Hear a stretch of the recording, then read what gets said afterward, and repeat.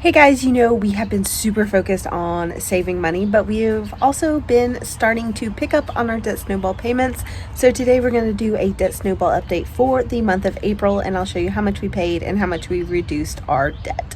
If you are new here, my name is Mary, and this is Pennies Not Perfection, and I talk about paying off debt, budgeting, and all of the financial things that make our lives better and provide us freedom in the future. So let's get started talking about the debt snowball. Hello everyone, let's jump into the debt snowball update for the month of April. Now that April is over, I can calculate how much I paid toward debt and how much it reduced the student loans that we've been paying in the debt snowball. This has been a long process, and we have been really cutting back on how much we've been paying. So in April and March, we weren't paying as much because we were focused super heavy on saving up for our emergency fund.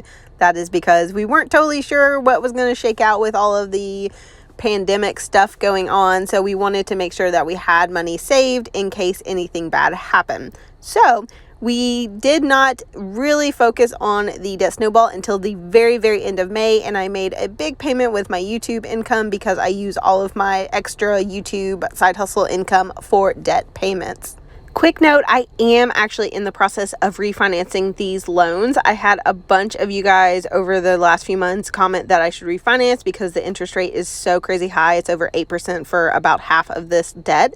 So I am finally trying to refinance since we finally refinanced our home. I had been putting it off because I wanted to do that first, and these loans are not in my name. The person that has them cannot get a refinance due to credit issues, so I was unable to refinance, and now I'm going through the process with credible.com, and I am getting a refinance through one of the lenders there. That is just a site that looks up the best loans. It's kind of like a kayak.com for student loan refinancing. It saved a lot of time versus how I refinanced my home, where I called and reached out to individual banks. Credible just listed everything in one spot, so that I found that really easy. So I'll leave a referral link in the description and the comments. But for the debt snowball payments in April, I paid $219.84 for the actual payment for all of the loans. Then on the 21st, I paid another $220 toward the loan 4B that I've been targeting. And on the 23rd, when I got my YouTube money, I paid $608.52 toward the loan 4B. So I really have been knocking that one out in the month of April. I am down to a lot lower than that loan started at, so we will be coloring in some charts once I am done with my debt snowball update form. These are the last loans that I have. I thought about not refinancing, and if it does fall through, that's fine too, because we are going to start paying them off quickly. But I've been really unhappy with AES, so I wanted to move away from them and just refinance away to a different provider. And that is why I'm honestly going through it. It's a little bit petty, but also I do listen to you guys, and this lower interest rate would be helpful for the time that I have left. The current rate is over 8 and the refinance rate is 3.6, I believe. So that will help. So the final balances I have left to pay off that I will be transferring are $2,655 for loan 4B, which is what I'm currently paying. And then loan 4C is $5,549.18. Loan 4D is $13,851.54. That means the ending balance of the debt at the end of April is $22,151.42. That is down from $23,090.45 at the start of the month. So I'm pretty happy that we made some progress here for the month of April, even though we were still really focused on the emergency fund. With all of the payments that we made, we actually put $1,048.36 toward the debt with those payments, and that reduced the total amount of the loan, not by the full amount because there was a lot of interest, which again is one of the reasons why I'm thinking the refinance will be a good idea.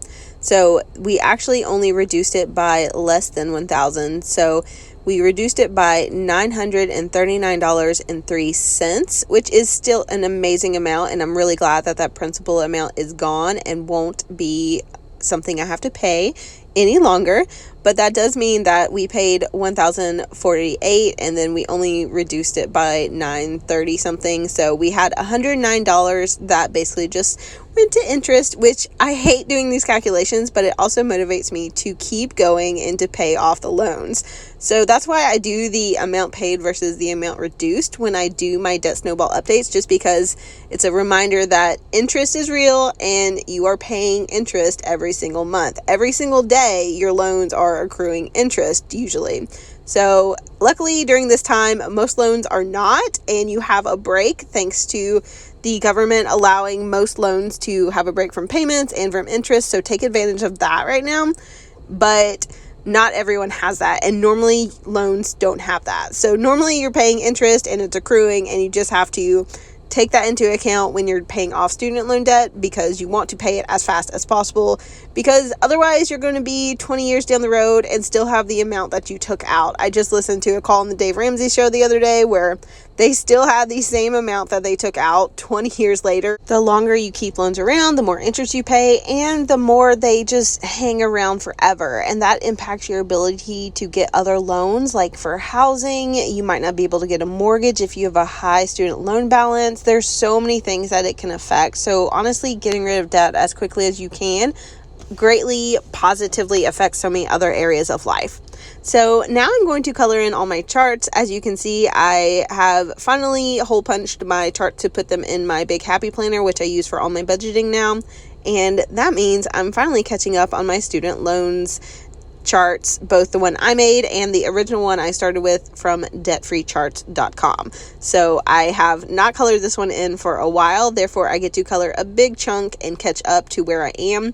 And I really love this because I can see via both charts that I'm almost halfway done with all of the debt that we've been paying, which I'm so glad for, and I'm really feeling very motivated. My goal is to have these paid off by the end of the year. I don't know that it will be from day job income, because I'm not sure that I will be getting my cut hours back anytime soon. So I am going to be trying to do more printables, more options for people to buy that are useful. I am going to be doing more videos and working on the side. I have a side hustle with a friend's business, so I will be doing more hours there just to try to make up for the cut hours and to make more income so I can pay for these stupid student loans. Even refinancing them, I want them to be gone. It doesn't matter what the interest rate is. I'm just ready for them to be done forever. Let's be real.